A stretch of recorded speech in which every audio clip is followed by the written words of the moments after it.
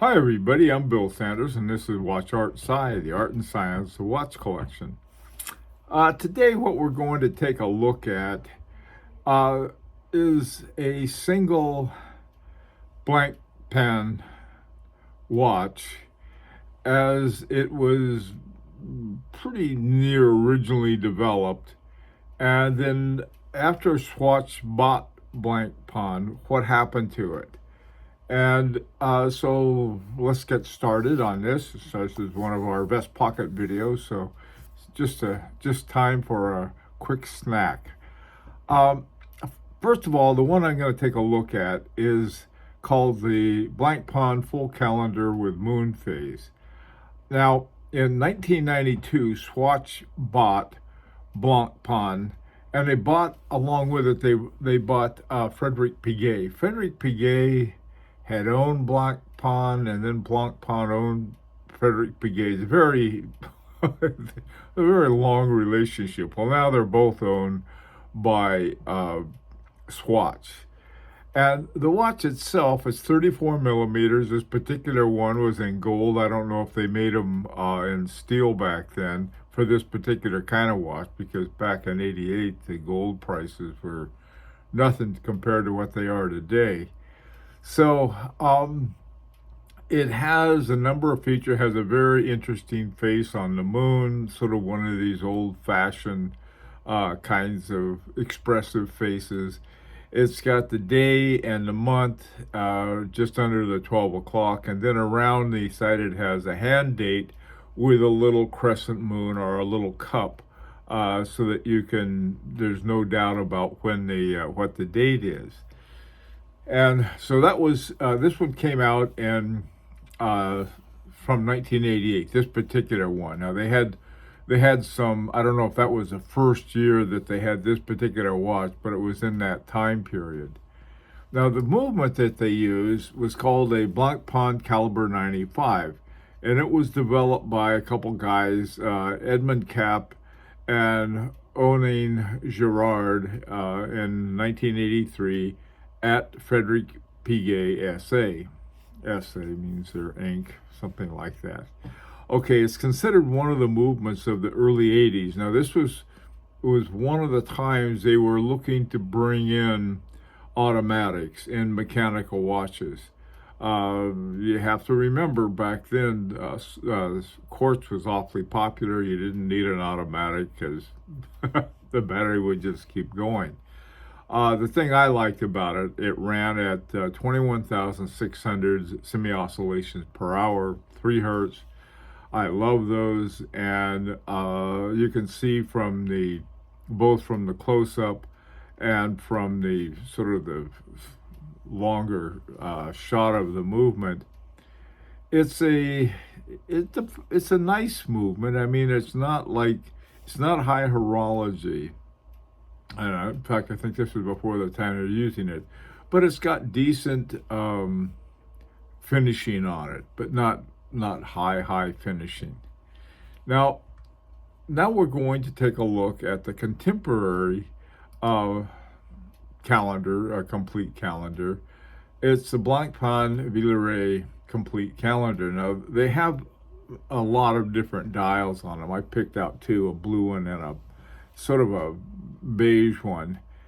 And the big thing about this one is that it's 40 millimeters. Now remember, the one that we just looked at was 34 millimeters, and for a lot of people, that's not sort of big enough. I'm one of those people. I like something between about 38, 39, and 42. 42 is sort of at the outside. But 34 is just a little too small for me. And I think that in part, it may be just the style, too, that people liked things a little bigger than the early ones. Now, here's the thing about it. These are all run around $20,000, Swiss francs, euros, whatever you have 20,000 of, they'll take it. And the differences aren't that great. You still have the day and month up there just under the 12. You have the Roman numerals, and then you have Arabic numbers for the dates of the month. And the hand date is sort of like a bent wrist rather than a cup. I don't know why they did that. Maybe it was because they had to weld the little cup on the end or something. Either way, I like them both. And so this is the new one. And they have a little B counterweight. I didn't notice whether they had that or not on the original one. Okay, now this one, like I said, this one's up to 40 millimeters. Now the movement has changed. It's called a caliber 6654. It's based on the Friedrich Piguet, not based on it, but it's related to the calibers 1150 and 1151. They're automatic calibers. This one's an automatic caliber. And you can see this is in the lower right, you can see that what it appears. These are all the different discs that they have on the movement side. And then the dial covers everything but what they want to show. The day of the week, the month, the day of the month, and then the moon phase. And this one, the finishing on this one, I gotta say, looks a lot better than the earlier one. Maybe it's because people want nicer finishes these days than they did back in the old days. This one does have a silicone hairspring. I don't know exactly when Swatch put a silicone hairspring in, but they did. And then it has a 72-hour charge to it, and but now it runs at 4 hertz rather than 3 hertz. Okay, so the difference is, I think, as far as somebody thinking about buying a watch, the big difference is going to be the size. They would rather have something larger than a 34 millimeter. However, a lot of people like the smaller sizes. I found out a lot of people have told me that. And so I'm thinking, forget the modern one. The earlier one with the Friedrich Piguet, I think it was a Blancpain 95 was the name of the movement. It's a great little automatic movement. And it sort of reminds me of the Peugeot 7001, except automatic, because it's a smaller size and will fit into a smaller watch case. And you can get a gold one for around $7,000 or $8,000, and you can get a steel one. I think I saw them as low as $2,000 something. The newer ones they cost more. I think probably a pre-owned one is around 10, 11, somewhere in that neighborhood, and a new one is more in like around 20,000. So, but anyway, I thought it was, people say, well, what would have happened had this not been owned by by Swatch? I don't know, but we can see some differences. By the way, too, it was a very interesting thing in looking at the Blancpain page.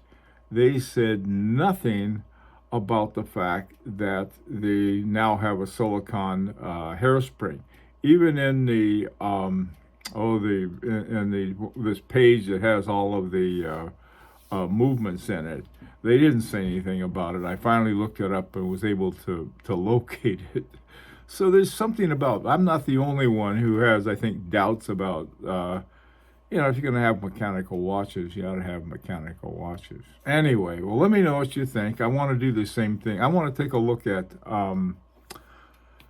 Glashütte Original. They also have a history before Swatch and then a history after. I'd like to take a look at those too. Anyway, I want to hear your opinion, and it's an opportunity to subscribe if you like. And until next time, this is Bill Sanders for Watch Art Side of the Art and Science of Watch Collection.